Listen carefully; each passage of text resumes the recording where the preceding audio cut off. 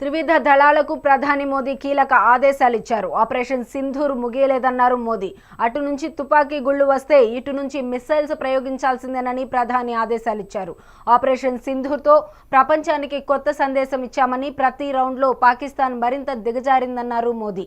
సింధు ఒప్పందాన్ని సీమాంతర ఉగ్రవాదంతో ముడిపెట్టామని, ఉగ్రవాదం ఆగే వరకు ఒప్పందం నిలుపుదలలోనే ఉంటుందని మోదీ స్పష్టం చేశారు. మరోవైపు ఆర్మీ కమాండర్లకు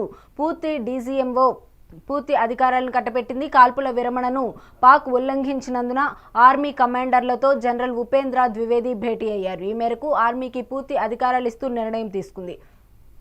కశ్మీర్ విషయంలో భారత్కు స్పష్టమైన వైఖరి ఉందని విదేశాంగ శాఖ స్పష్టం చేసింది. ఆక్రమిత కశ్మీర్ను తిరిగి అప్పగించడం మినహా మరో విషయం లేదని తెలిపింది. అంతకు మించి వారితో మాట్లాడే అవసరం లేదని వెల్లడించింది. ఉగ్రవాదుల విషయం వారు మాట్లాడితే తాము మాట్లాడతామని తెలిపింది. ఇందులో ఎవరి మధ్యవర్తిత్వాన్ని తాము కోరుకోవడం లేదని భారత విదేశాంగ శాఖ స్పష్టం చేసింది.